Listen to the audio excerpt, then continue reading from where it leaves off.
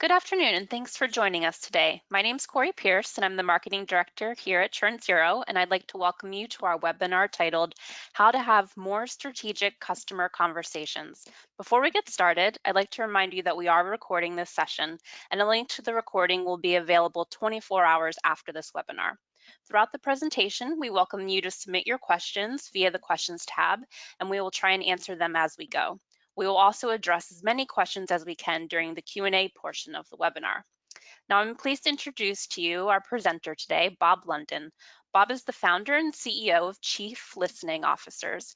He is a 20-year strategist and advisor who helps B2B technology companies develop marketing strategies that start with learning from their customer's true perspective, or what he refers to it as a customer's elevator rant.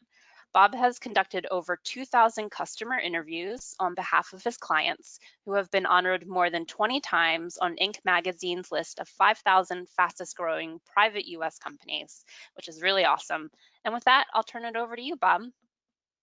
Thanks, Corey. Appreciate it. And thank you, of course, for all your help in organizing and promoting this. Hi, how is everybody today? Don't answer all at once. Quick public service announcement. For those of you who aren't aware, today is actually Wednesday. I'm having trouble keeping track, and I know others have too. So that's today's public service announcement.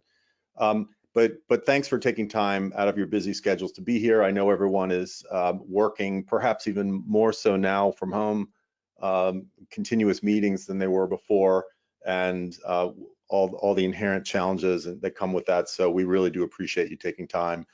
We will be answering questions towards the end, and feel free to, I guess, put those down, and we'll collect those at the end. And so I'm not going to really give a spiel about me. I have a pet peeve of webinars where 20 minutes in and the person is still talking about their themselves. And so you can look at my website anytime and my LinkedIn profile if you haven't already. Two things though that I will highlight. One is you'll notice I'm not a customer success guy. I mean, I believe in customer success. I'd like to think that my clients are successful, but I'm not from that part of the ecosystem. But I keep getting asked to speak to CS groups, and I have to look at why. There may be some opportunity there for me, but more importantly, why are they interested? And I think that leads to my second intro point, which is that I've done actually now over 2,100 in-depth one-on-one interviews on behalf of my clients. So I interview their customers and prospects or churned customers in some cases. And so these are B2B decision makers, many of them with SaaS, customers of my clients who are SaaS companies, and through a variety of industries, capacities, and disciplines. And so I think that my approach that I've developed has become interesting in the customer success world, and I'm really gratified for that, because I believe that customer success is, as I've said a few times in public, having its moment because of the recognition that during a lockdown, the first thing everyone has to do is run and make sure their customers are satisfied, retained, etc. Others have said customer retention is the new acquisition. Hug your customers tighter, whatever phrase you want to use. My approach seems to fit in there by revealing the customer's truth and yielding important actionable insights for my clients. So with that, I want to, it turns out that I actually have a lot of love for CS, because you guys deal with the truth, the customer's reality. So unlike other teams, you can't really massage the truth, sales, sorry, or try to create a new reality, marketing. I hope you don't mind my little jokes. I'm actually a marketing guy, so I'm allowed to make jokes about marketing and sometimes sales. But really, CS is after the truth, because you have to deal with the truth. There's no avoiding it, the customer's reality. And I believe CS is also a role that requires empathy and curiosity just naturally. So you recognize that what you don't know is often more valuable than what you already know. And of course, in truth, there is opportunity, because it's not your job title or anybody's job title that gets you a seat at the table. Ultimately, it's insight and the ability to contribute information that will help your company move forward. And who's in a better position to get insights from the market than the customer success team? So this all, of course, enables you to have a broader impact on your company's success. I can't think of any aspect of the company, product, pricing, positioning, messaging, value prop, content marketing, differentiation, billing, every touch point, these 1,000 touch points that you guys have with your customers as a company, all adds up to what the company's brand is. And of course, that doesn't even include the benefits of greater retention just by understanding your customers better. So since nearly 1,200 of you registered for a topic called how to have more strategic customer conversations, how about if we start by quickly defining strategic customer conversation? So think of it this way: you spend a lot of time in QBRs having other operational meetings with customers, and that is a fantastic way to get into their shoes, to understand how they interact with your product and the value they get from it. And it's very much, I won't say in the weeds, but it's very much of a routine conversation. What we're talking about today are strategic conversations that really are supposed to get you into the customer's brain. What's that pie chart look like of the stuff that's going on with them because it's on their list, it's on their proverbial whiteboard, or it's things that line up with corporate initiatives or objectives. So a strategic customer conversation is think of it as taking a step back from the day-to-day, or a step up, if you will. And you may have noticed that I use the word conversation. I don't say interview or survey or anything else like that. Interviews and surveys can get very transactional. I think they sound transactional. Ask, answer, kind of going through a list of questions. And what you really want to do is ask open-ended questions and let the customers expand on their answers, so you can go back and forth in a dialogue. Because if they're talking, it means it's important to them. And we'll talk about all this in much more detail. Beg your pardon. The last point I'll make here is just another way to think about it. As SaaS companies, and particularly in customer success, we do obsess about the day-to-day and the literal aspects of what our customers want and need. I'm not sure we really have enough time to do the critical thinking, and maybe that explains why this is a popular webinar topic, the idea of having strategic customer conversations. It's what you want to do, in addition to being what customers want to do. So this dog analogy, of course, is that the owner is basically the customer who's saying, don't look at my finger, look over there, that's what I want you to see. So they want to point you in a direction, but you have to ask the right questions. So if you look specifically at what I mean by looking where the customer is pointing, not their finger. So everything below this horizontal line, this is a customer value framework that I've developed based on these 2,000 plus conversations with customers, what's important to them from their perspective, not ours as vendors. Everything below that line is what I would refer to as explicit. It's written down, it's in a contract, it's in a statement of work. Everyone knows, both vendor and customer know that that's what the product is basically, and what's expected of the product, and what level of support is needed. It's all documented somewhere, so everyone's trying to sort of live up to it or maybe add value. When you go above this line, and the farther above you go, the more the case, that's the stuff that's unspoken and oftentimes unexpected and undefined by both parties. That is where the gold is, and that's what a strategic customer conversation is for. This is going to be about your ability to understand them above this line, not by asking them, tell us what you need. That's not their job. They're experts on their own problems, perceptions, and priorities. So if you probe those problems, perceptions, and priorities enough, those are the 3 Ps, if you will, you'll be able to get insights that can translate into the right approaches that your company should take. So I want to cover 3 basic things today. First, how to think about and position these conversations for your customers, with your customers, but also for yourselves. How should you think of them? Second, the questions you need to ask. This is kind of the guts of the presentation, where we're going to spend most of their time. These are questions that I refer to as disruptive. They aren't cliche questions that give you cliche answers like what keeps you up at night. Third, how to listen between the lines to understand what customers really mean, because sometimes, as you all know, we hear what we want to hear. So positioning these conversations, again, for your mindset as well as positioning for the customer, starts with the email invitation you send. The wording is very important. It has to signal authenticity and humanity.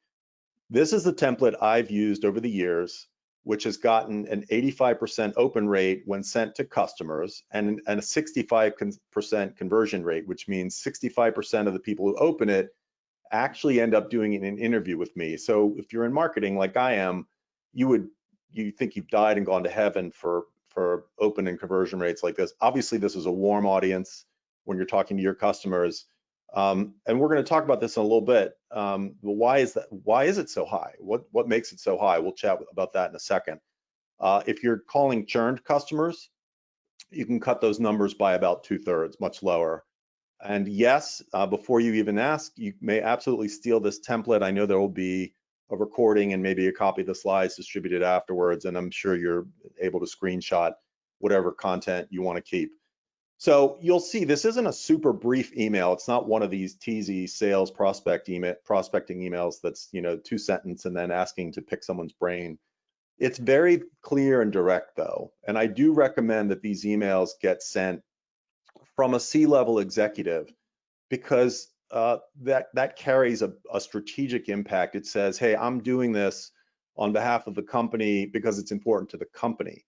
And it also helps to communicate that this is not a typical customer call or QBR or initiative. It's something big and serious. So I do get asked, how is the conversion rate so high? That's sort of hard to believe. The answer is customers really want to help, and you may see this as well in your world. They want to be as successful as possible in their jobs, and for your solution to be as helpful as possible to them. That's what they want, which means they are happy to have you understand their perspective. In fact, they're actually happy to share as much information as you're willing to ask. And that's the crazy part about it, is it's not the type of information they would volunteer, but it's there for the asking. All you have to do is ask the right questions in the right way. And of course, the other reason that we talk about a lot is people do like to give their perspectives and opinions when asked. And I think especially related to something that's more strategic and a little less operational. So at the heart of everything I talk about are the questions. They're coming up in a second. They're very unique, and as I mentioned, somewhat disruptive in the sense that they get people to think before they answer. In order to get insights, you kind of have to disrupt their usual thought patterns a little bit, and you'll see what I mean.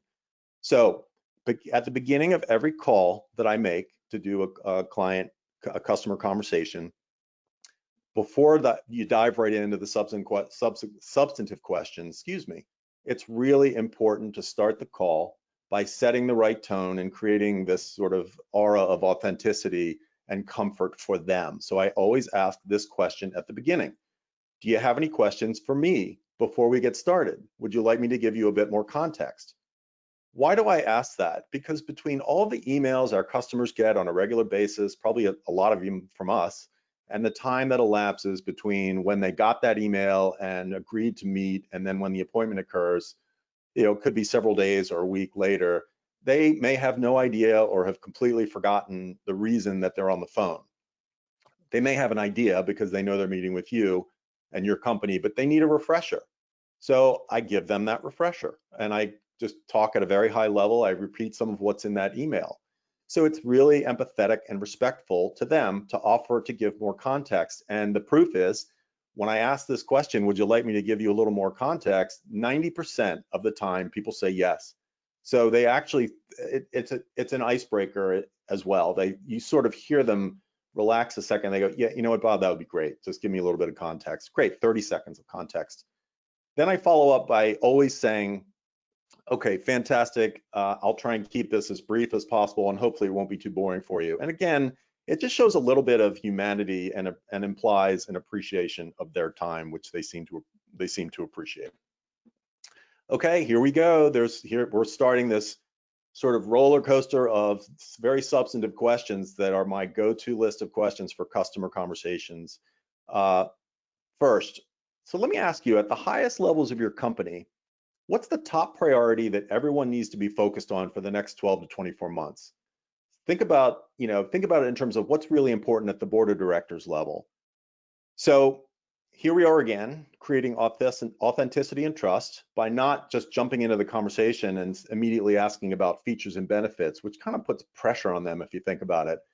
Instead, we're asking about their company, their business, and gives them a chance to talk more broadly about things that are important outside of what you do for them. And note that I want to note a couple things that are important to all these questions. I very intentionally asked for their top priority versus what are your top priorities. It may not sound like a big difference, but this is an example of using a specific prompt or trigger to get more insight. So what I've learned is that asking for one thing helps them focus and prioritize versus asking for a list of things, what are your top priorities, plural, which ends up sort of making them, it dilutes their thought process, and you want this whole thing to be frictionless, and you want them to think about what's important, but you don't want them to have to sort of overthink the process. Once they give you that first priority and you follow up on it, you can always ask for a second one.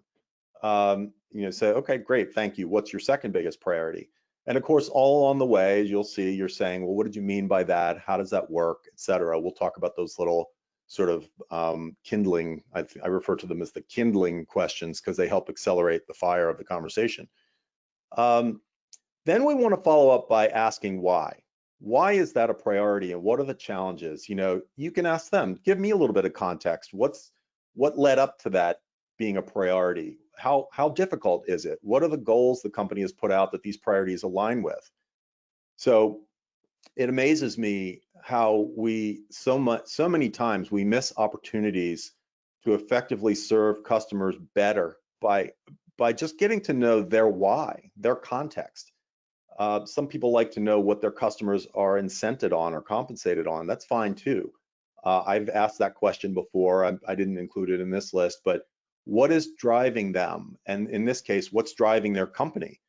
And to that point, this is another great question, and it's disruptive, which makes it a fruitful question, because when I ask people, they often say, no one's ever asked me that before, which is good because then you know that there hasn't been another vendor or competitor that's asked that question, would put you in a little bit of an advantage because maybe you'll get a competitive insight.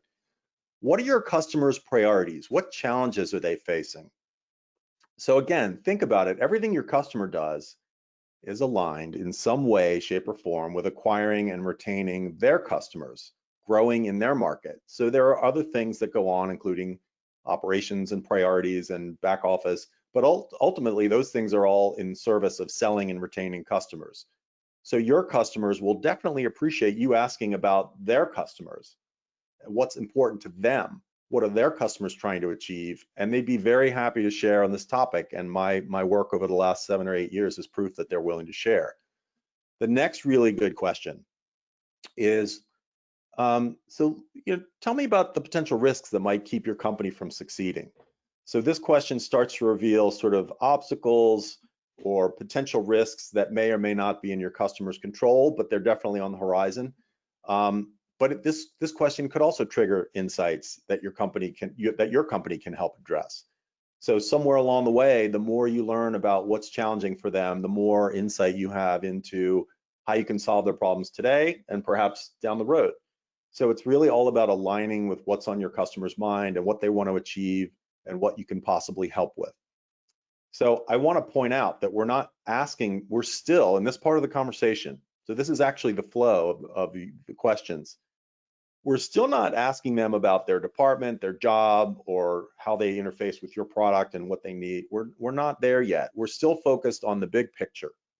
What does the world look like from their perspective, from their company's perspective, which of course influences the perspective of the person you're talking to and in turn influences your priorities. Okay, so now that we've asked a few questions about their big picture at the highest levels of their company, now it's time to get the conversation down to the next level, which is more aligned with their world. So let me ask you a question, and I want to stop for a second and say these little conversational prepositions, or if you will, the thing you say right before you ask the question, I have a particular style of that. It's sort of it's a little bit folksy, I've been told. So you say, oh, let me ask you another question. Let me go in a different direction here. So these little intros and phrases, if you're comfortable doing that, it's a great way to turn this into a conversation and make sure it doesn't feel like an interview. So let me ask you this. What's on your whiteboard now that wasn't there 90 days ago? So that's what we want to know, right? We want to know if we could sneak into their office, if they were working in an office, and snap a picture of their whiteboard, we'd have this big, competitive, this big intelligence, this big advantage. They'll tell you, just don't beat around the bush, just ask. Like a lot of other questions, this one is effective because it has a trigger or prompt. This time it's the whiteboard. Even if they don't literally have a whiteboard in front of them, and particularly the fact that I don't know too many people who've set up whiteboards in their home office, but some have, they get it right away. Oh, the whiteboard, yeah, that's kind of it's a proxy or an analogy for what their priorities are. And you'll notice another prompt or trigger is asking about 90 days versus just saying what's on your whiteboard now. That's an important question, particularly during this whole unprecedented, I'll use some of the words you see on commercials, unprecedented, uncertain, anxiety producing, pandemic, lockdown. Everyone's priorities have changed and shifted at least once, maybe multiple times. So asking 90 days today versus 90 days ago, or maybe even 120 days ago, now that we're extending our time in this lockdown, in the pandemic, versus just asking on what's on their whiteboard now is very, very effective. And then here's a little twist as a follow-up that you can ask, which is, okay, that's fantastic, thanks. What absolutely has to be off of your whiteboard in the next 30 days? So obviously that's a way of helping you understand, getting inside their head regarding not only their priorities, but what has bubbled to the top so much that they absolutely have to make sure it is accomplished. So the next one is we're getting into the deltas. A lot of what I deal with are deltas, as in the delta meaning the difference between, for example, where things are today versus where they need to be. Where do we need to get them to versus today? How much progress do we need to make, and why and where? So this is an example of a great delta question.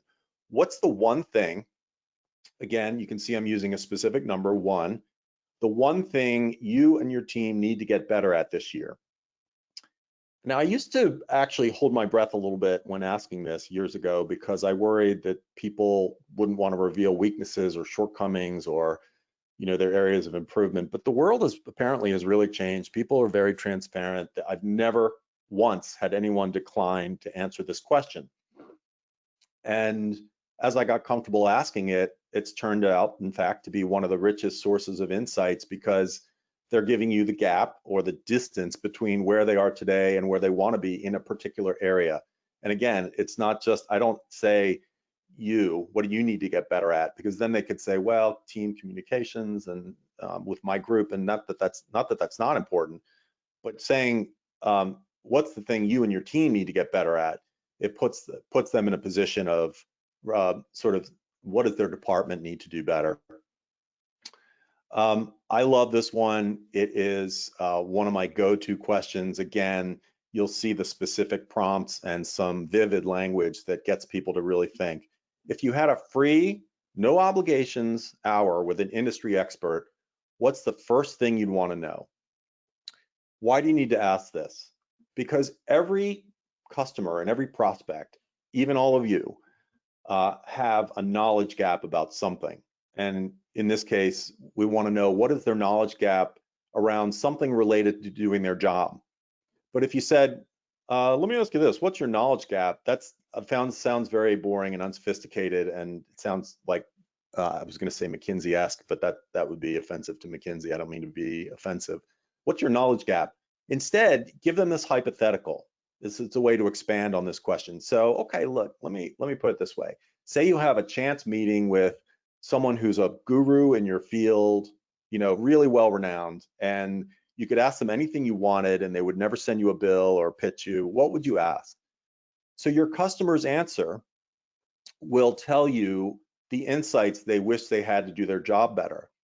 And again, if you're if you're looking for ways to position your solution based on what's important to them, which isn't a CS job, but it's something you can bring to the table for the rest of the company, and delivering or developing content that aligns with these types of insights, this is just gold. It's absolutely fantastic. And again, it doesn't mean that it's your job to activate on these insights, but remember, this is about CS's seat at the table, adding value to the company, helping you grow as individuals, helping your organization, your CS organization grow and contribute at a strategic level.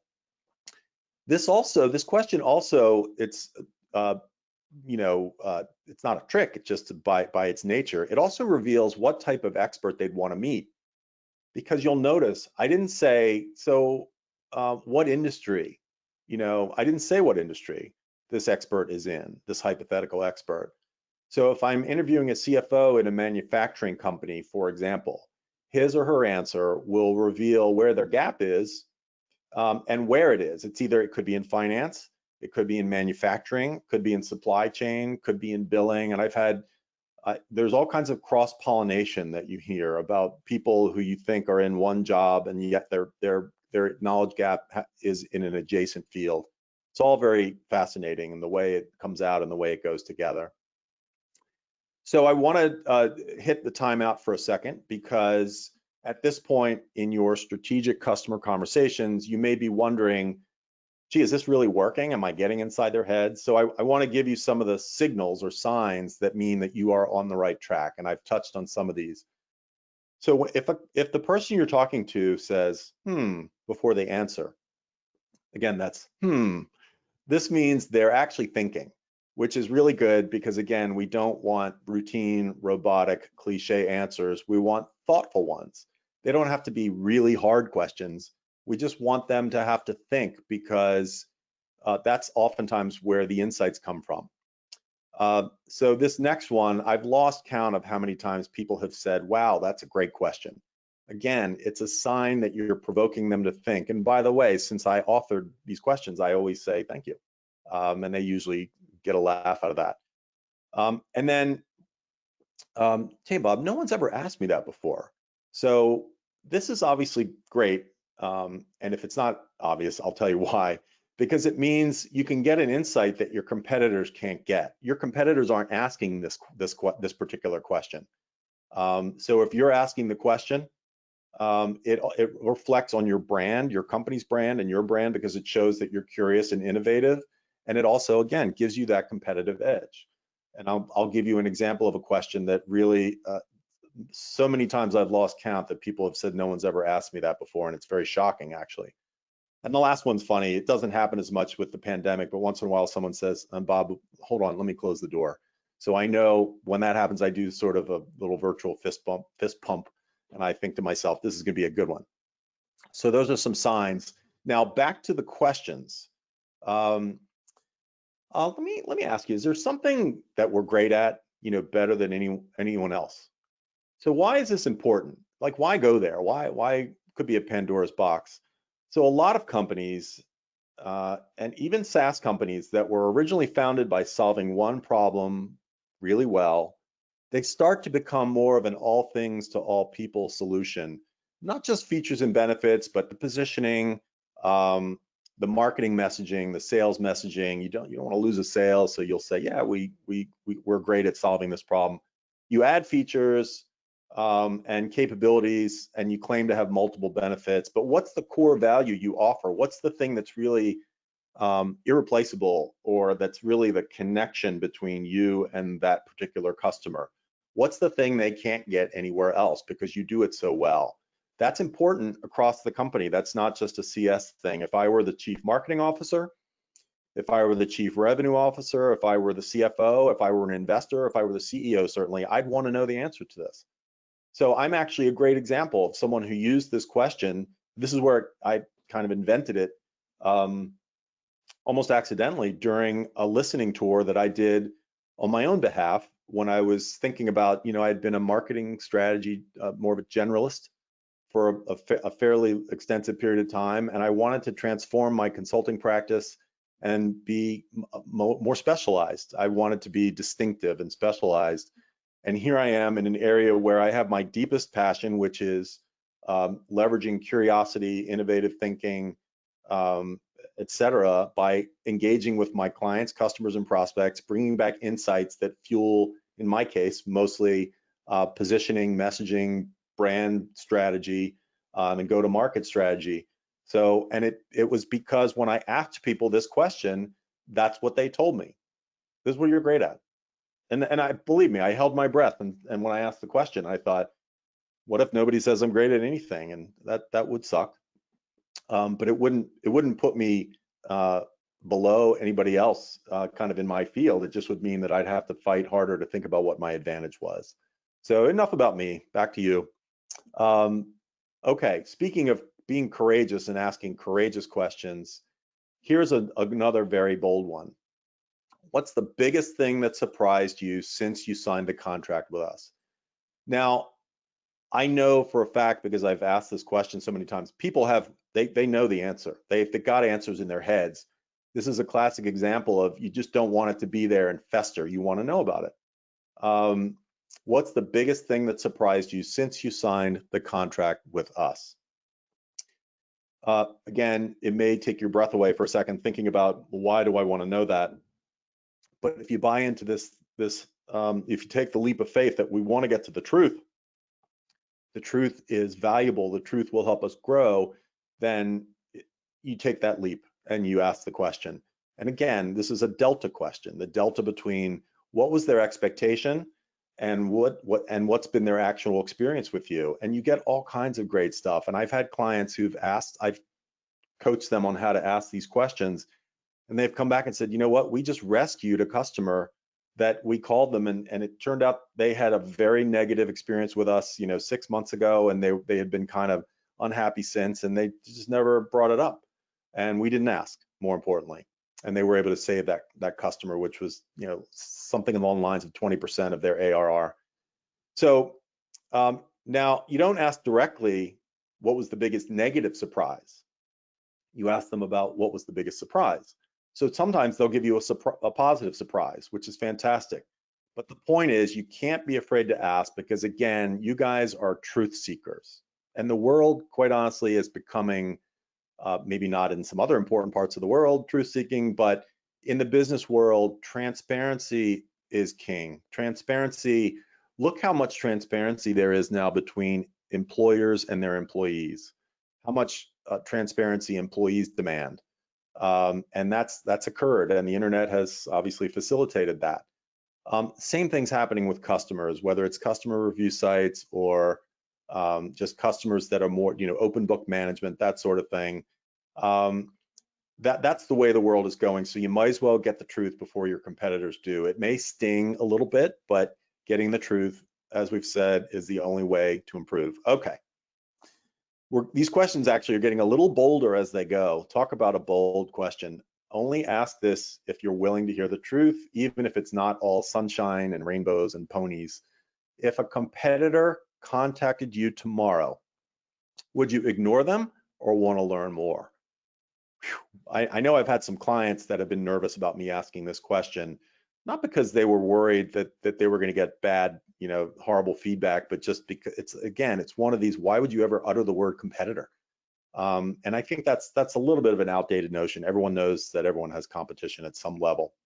The benefit of this question is that if they say, well, actually, yeah, I probably would respond to them. I'd engage a little bit, find out what's going on, what are they offering? Well, that gives you a chance to follow up and say, you know what? I really appreciate you being honest. That's exactly why we're having this call. Why would you engage? What are you seeking? What are you curious about? Is there anything that concerns you that you're not getting today? Or is it just a general sense of you want to stay in touch with and informed about what else is out there, because that's your job? In my experience, no matter what their answer is, they'll give you answers that will help you build the relationship. These are relationship building questions, because you know what? They respect the transparency and confidence you showed by asking a question like this. It is incredibly bold, and it actually brings customers closer to you. And again, that same adage, remember, bottom line, you can't solve a problem if you don't know it exists. And this is not a question that is, you're daring them to mention a problem. That's not it at all. It's really just a relationship question.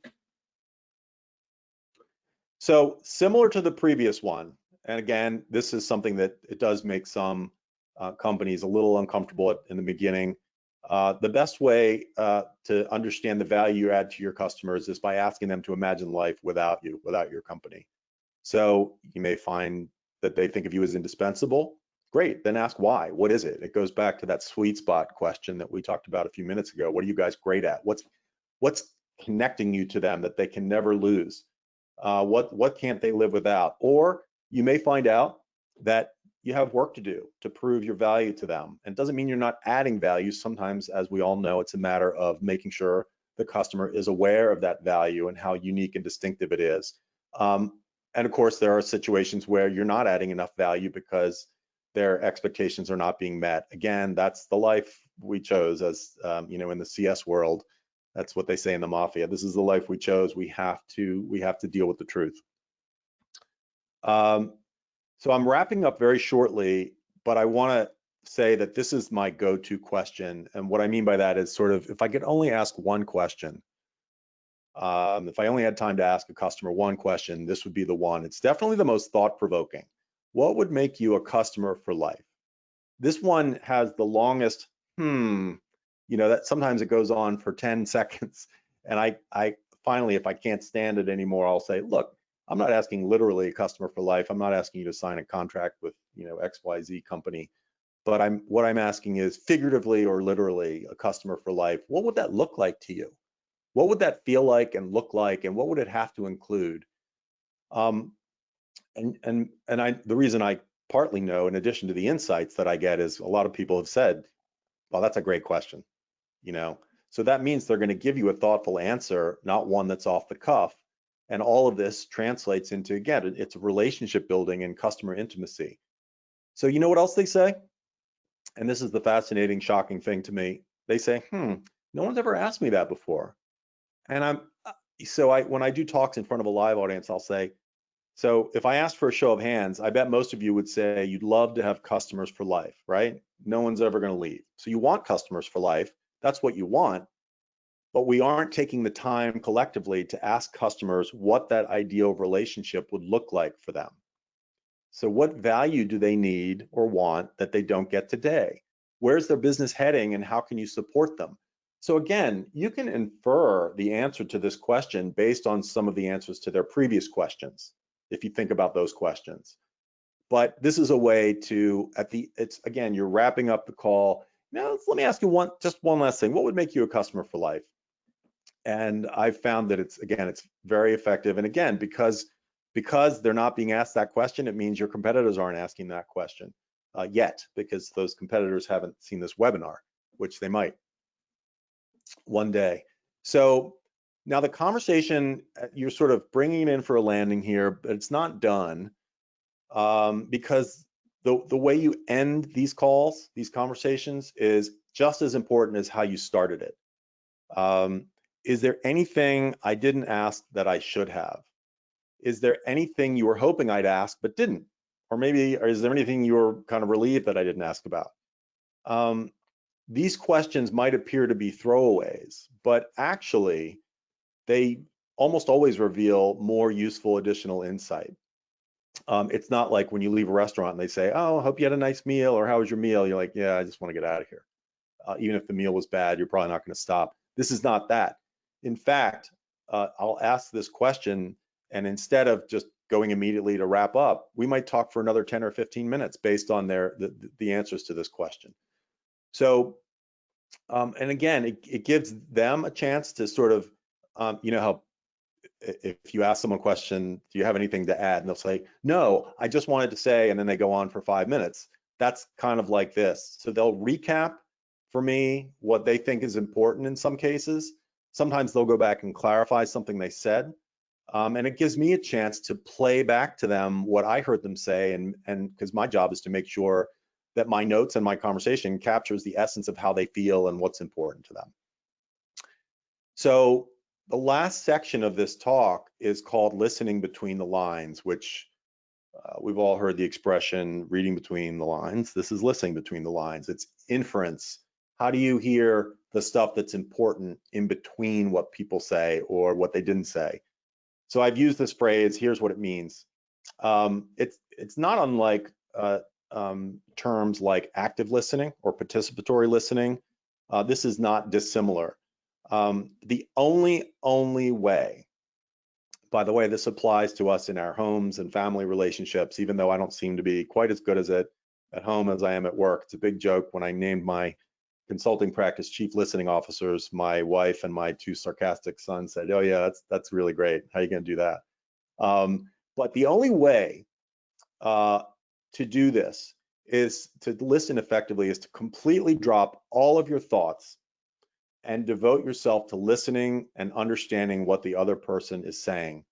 So whether it's marriage counseling or relationship counseling or this, it all comes down to that. And so I want to talk about a few tips for doing that. First of all, there's some very important things that go in between the questions, the big questions. So if those questions are kind of the logs on the bonfire of customer intimacy, pardon me for mixing metaphors, these questions are sort of the kindling that you can use to accelerate the heat. Excuse me. Why? Why did you do that? Why did you say that? What did you mean by that? How does that work today? You should be constantly not moving to the next question, but constantly seeing if one of these little crevice questions fits and can get you more information. I'll give you an example. I was recently listening in on a call between one of my clients, the CEO, and a big prospect. And the prospect said, yeah, we think maybe your product could help us improve customer safety. So that's good. That sounds good. And my client was very excited to hear that. And he took the next 3 or 4 minutes agreeing and expounding on the safety benefit. Although the problem is, it turned out that the prospect, we found out half an hour later, meant something very, very different when he said safety. So we missed that chance to say, so quick clarification, what do you mean when you say safety? So if I do work in the healthcare space, I can't tell you how many different definitions there are of the same exact terminology. So it's very important to ask these little crevice questions to enhance and deepen your understanding. And then I'm going to share this with you. This really could be its own presentation. But listening between the lines to really further help you think about what that means, it is something that takes a lot of practice. But here is sort of some tips and guidelines that I've developed based on my experience. Again, I think some of this comes naturally to me at work, not at home. Some of these are things that I did, but I didn't realize I was doing them, and it turned out to be things that were important to write down. So I'll just highlight a few of them. So start with a quiet mind. Yeah, we're all busy. We're busy, working from home and with all the crazy stuff. And some people have kids, and it's just really challenging. But try not to rush into one of these strategic customer conversations as soon as you hang up from another call. Try and take 30 seconds or a minute to get into a state of mind. Then that state of mind should be, you know what? All I want to do is understand what this customer's world is about. I want to be empathetic, and I want to be curious because I want to ask good questions and I want to ask follow-up questions. I mentioned this before, but you start these conversations with the big picture, and then you go where they want to go. I always say in these conversations, there's really no such thing as a tangent, because if they're talking about it, it's not a tangent. It means it's important to them and you need to know it. Now, between us, there have been situations where I wish the person would stop talking about X, Y, Z, because they've clearly gone in a direction that's not going to be useful to me. But if I interrupt them, that impacts the tone of the call, and it's not going to be productive. Drop your ego, biases, and defensiveness. This is not a call. These are not calls where you should be debating or rebutting or even explaining anything. You listen, you take notes, and in the end, you can always say, I wanted to go back to something. Again, that conversational little preface. I know you really felt strongly about X, and it seems like there's some concerns there, or we let you down. Can we talk about that for another moment? And of course they will, because it gives you a chance to learn what they meant. Because again, if they talk about something being a challenge or a problem, that doesn't mean you immediately understand exactly what they're talking about. And by you repeating it back to them and asking them, it gives you an opportunity to get more value and insight out of the conversation. The other thing you can say is, well, I think the best thing to do, if you can, is I'd love to have another call in the next few days with you and our subject matter expert, and just hear you out, make sure we understand where you're coming from, and talk about some things that might help. But again, at minimum, this all gives you a chance to summarize what their concern is, play it back to them, make sure you have it right. And sometimes just doing that alone is enough to make them feel better or more resolved. They certainly will feel better about your company, because the company is asking these questions and taking this approach. I should say that when I conclude my calls and I say, you know what, thanks is, if there's nothing else, thanks, and they'll say, you know what, I just want to say thank you. And I'll say, what do you mean? And they'll say, well, I just want to thank you because people don't ask these questions. They don't, whoever my client is, they'll say, tell your client, tell such and such a vendor that we really appreciate them asking, because we don't have other vendors that do this in this way. Okay, next, be agile and iterative. What does that mean? It means, in addition to going with the flow of their comments and their feedback, and then following up accordingly for things that that you want to learn more about, versus having a script, right? This is not a scripted conversation. You can drop questions that aren't working after the first few calls, or you can add questions or variations as you learn from each conversation. Often I start an engagement with a list of 20 or 25 questions, knowing full well there's no way I'm going to get the answers in a 30 or 45-minute conversation. But what I'm doing is I'm seeing how the conversation goes in real time, and I'm deciding what question to ask next that fits with where the conversation is headed. What else? Okay, try and breathe and smile. Now, we're all professionals, so it's not that you would be nervous, but especially when you start doing these conversations for the first time, there's a sense of you're kind of trying to get your balance, maybe it's almost out of breath. You're doing it for the first time, going through the questions, feeling like you're maybe behind the timeline, you're not going to get all the questions out. Just try and remember to breathe. And of course, smiling is, I didn't know this, but I read that people can actually sort of see you smiling on the other end of the phone. They can feel the smile that you have. So, keep that attitude up. And remember, as we talked about before, they really do want to help. They want, I mean, there are other explanations for this, but to 2,100 calls, that's a lot of calls and a lot of hours and a high response rate. So you've got to look at, they have motivation. They have motivation to make the relationship better, to get value out of your product. And that's why they're willing to talk. So don't think of it as a chore. It should not be a chore for them. And the whole, so you're actually giving them a way to share insights or thoughts that may have been on their head, in their brain for a while. And of course, nothing will ever improve or be optimized like any skill, any methodology. You have to have some repetition. So practice, get honest feedback from your peers, your teammates, do role plays with, I always think of different personas. You can decide what those personas are, but there's the one I always think of as the a-hole customer. How do you handle a difficult call like this? And record and analyze the calls, both the practice calls, and if you want, you can record the live customer calls, although I don't make a habit of doing that because I personally don't want to inhibit their freedom and comfort. But I do know situations where calls are recorded. Then you can hear how you sound, which of course sometimes it's painful and awkward to hear it afterwards, but it's extraordinarily helpful, as you probably already know. So I want to throw in a bonus question. I've done a couple podcast interviews recently with the team over at Gain, Grow, Retain, which, as you may know, is an online community around the customer success world, and seems to be a very vibrant, growing community.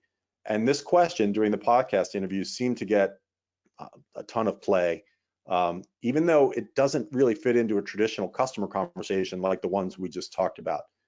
Let me ask you, what did you guys talk about right after our call?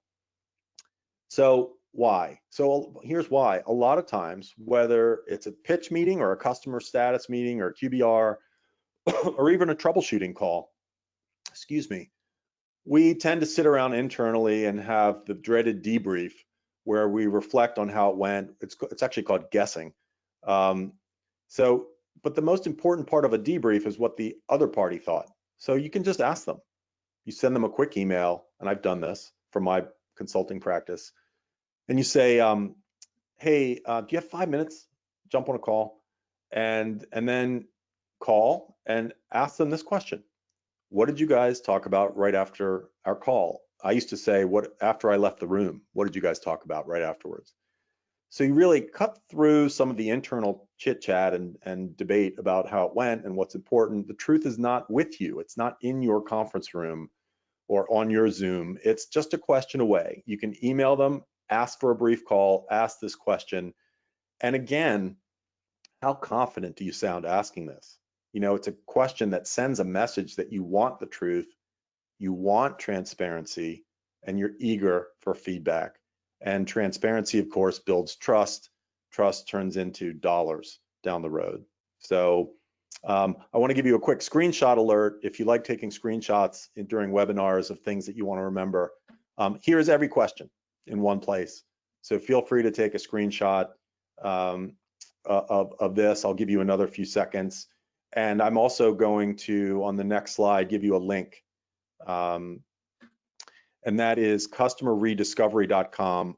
It's just a landing page to a website where you can get it's sort of a playbook that I developed. It includes a lot of these questions and tips regarding the process of having these strategic customer conversations. It's a quick read, and it's, you know, I've gotten some very good feedback on it from other folks who've downloaded it.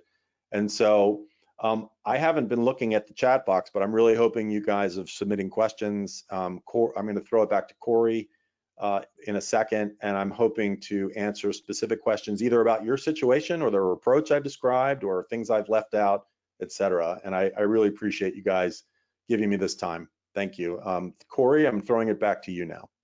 Awesome. Yeah, thank you so much for that presentation, Bob. We have had a ton of questions come in. So, but before we jump into the questions, I do want to personally invite each of you to our upcoming virtual conference that is taking place on October 8th. It's free, half-day event with lots of great content and speakers. So please go ahead and visit us at bigrig.com to learn more and to register. So at this time, I'd invite the audience to please go ahead and submit your questions if you haven't already, and I will jump into our first series of questions that have come in. So in the beginning of the presentation, you talked about 3 Ps. Can you repeat what those were again? Yep. You want to understand your customers' 3 Ps. What are their priorities, their problems, and their perceptions? So just briefly, it may be self-explanatory. Their problems are the things that, you know, it's just the classic, what problem do you solve as a vendor? It's business problems, it's tactical problems, it's any kind of problem that they're having trouble solving. The priorities are, yeah, I got a bunch of problems, but which ones are most important? And then the last P is perception. You know, I think that one thing, this is such an area of disconnect between vendors and customers, because you know, I worked with a company, a very, very successful, fast-growing company. So they had no revenue problems. And they talked about themselves using a particular word, and they were very proud of this. And I don't want to give it away. I'm doing a case study on it that I'll publish soon. But they thought, you know, what are you? Well, we're all about X. And it was a very specific function. But when I went to their customers and I went to their readers, it's a publication, they didn't use that word. They used words that were much more sort of lower down the value chain. And so the recommendation was, you know, you can't just assume people understand what you are. You have to, you know, and your positioning in the market, you have to tell them. And once you decide that positioning and that brand identity, you have to tell them over and over and over again, and deliver to them on that basis. So that's what the 3 Ps are. Glad you Awesome. asked. Thank you for that explanation. Our next question is, When you talked about sending the email, should that go to the CEO of the company or your day-to-day contact, or who do you recommend that Oh, email invite go good to? question. That's a great question. So think of the T, it's someone who has decision-making authority and responsibility, maybe at an executive level, but who has enough domain experience in the job function that you're selling to. So the other way to think of it, so it's the person at that intersection. It could be C-level, but it doesn't have to be. It depends on the size of the company you're talking to.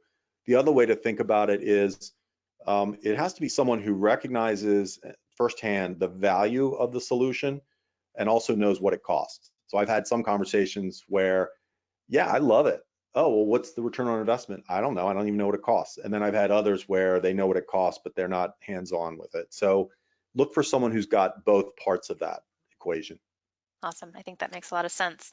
Our next question is, how do you frame or get the door open for more strategic conversations? What I mean is, I have weekly meetings with my clients, but they're more transactional. How do I invite the client to reframe this? Do I set up a different time on the call, or do I introduce it prior to our QBR? Yeah, that's a great question. So in my experience, and I would say this, I've said this about the same thing about sales that I would here about customer success. You don't, you ideally want to separate this conversation from any other topic. And what I mean by that is if it's part of a QBR, the risk is that it becomes part of the QBR, sort of like a routine. This is not routine. This is something that you're doing that's special. It's something that you're doing that you want them also to have kind of a quiet mind. And it's also, I do these one-on-one, so it would not be appropriate to have, tons of people on the phone. And I say the same thing about sales, where this is not really a sales thing. Yes, salespeople can use some of these questions to get at the ultimate, sort of drivers behind deals that they're working on, but I would keep it separate. In terms of framing, I think it needs to be. So I think the best way to frame it is if it's an initiative in your organization that comes from, and many could be the CEO. Like, we need to really be more intimate with our customers, and here's a way to do that. And then it gets announced in these emails as not just another thing, internally and externally. It's not just another meeting. It is a series of conversations with individual customers that are designed to help us understand their world better. And so it really, sometimes I call it the agendaless listening tour, because it doesn't have a place in the enterprise. There's no one in charge of listening. There's no budget for listening, sadly.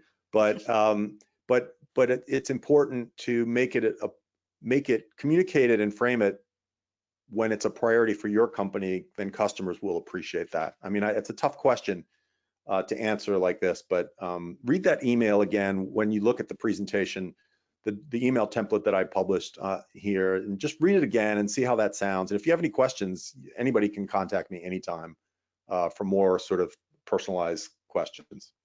Awesome. You also answered another question in that that came up was, should this be a one-on-one conversation or with a group? So that's great. Another question that we have is,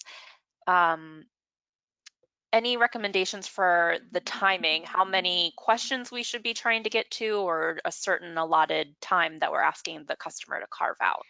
Yeah, so depending on the situation, what that email template said was, hey, we'd love to get 30 to 45 minutes of your time. So you're giving them, it's a little tricky, because you're giving them 30 and they're like, oh, it's just 30 minutes, but it could be up to 45. So when you send the invitation, it's 45 minutes in case it goes that long. That's the only guide. The number of questions really shouldn't have much bearing on it. It has to do with asking just enough questions in order to get what you feel is helpful to you. So with the only limit being that you really should respect their time and not go past 45 minutes. Maybe it's just me, but in a significant percentage of the time, if someone's on a roll talking and it's been 45 minutes, they'll keep talking. Again, because they have stuff that they want to share, or because we've identified sort of an interesting vein of conversation. Or sometimes I play something back to them and say, well, what if it looked like this? and in other words, present a concept kind of on the fly, and they'll end up talking about that.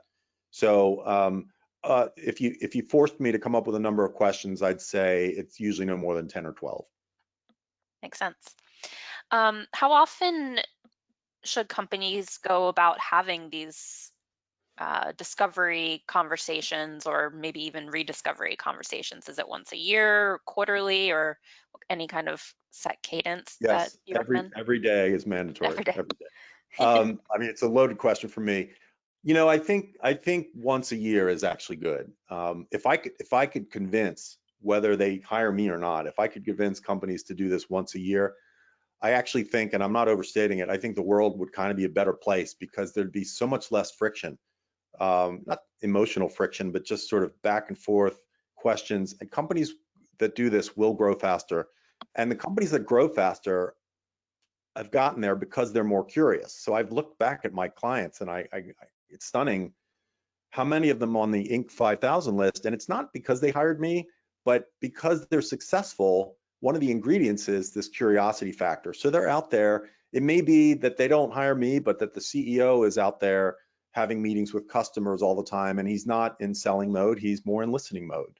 And so that's a sign. I always say curious brands win. That's really the method. So it doesn't have to be more than once a year, but I think once a year would be a great starting point for most, especially most B2B SaaS companies. Got it. We have a question that says, how do you get unresponsive customers to agree to engage with you in this conversation, since you're trying to understand them better? Yes, unresponsive. So Yeah. there are two things there. One is that I think if you position this correctly, it should come across to this unresponsive customer as not just another ask. It's higher level, it's important, et cetera. We've talked about that today.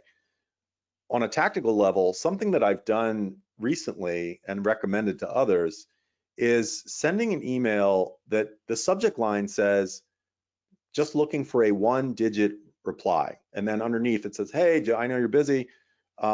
Take a quick look. Just send me the number of the phrase below that reflects where we are.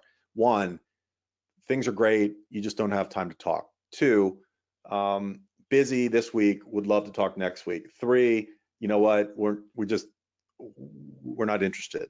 4, don't ever email me again, kind of thing. So just give them, you're taking all the friction out of it by, they don't have to write a reply, they literally have to type 1. So when I send out emails like that for people that I've lost touch with, or my clients use that approach, it's like a 70% response rate. That's a good way to get unresponsive customers to engage with you. Awesome. Let's see. Another question is, do any of these conversations happen via Zoom, or are they all on the phone, or Zenny face-to-face? That's a great question. In another world or time. When I started this, and it was working with companies local to the Washington, D.C. metro area where I am, I did do them face to face. This was years ago, and I didn't, I sort of didn't really plan it out that way. I just did it, and then I pivoted to all exclusively phone conversations. And the reason for that was, first of all, it's a lot more efficient for me to do it by phone for obvious reasons. There's no travel time. But I also realized, and I wasn't losing any insight by doing it over the phone. So some people say, oh, what about body language? You know what? I don't need to see their body language. And if I can see theirs, that means they can see mine. And I don't look like I'm listening. I'm actually hunched over, concentrating and typing notes. They don't need to see me doing that right across the table from them. So I started doing it by phone, and it worked out really well. And I think what I realized was that people end up feeling a little bit like it's almost a confessional. So that they're sort of kicked, I imagine them, they're kicked back, they're concentrating on what I'm saying, they're thinking about their answers, et cetera. As I mentioned, once in a while they'll say, let me close the door.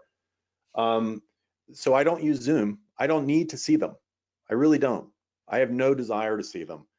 The other thing, by the way, because under the heading of how do we make this easier for customers to participate in, is when you go visit someone face to face, it's harder for them to reschedule, at the last minute.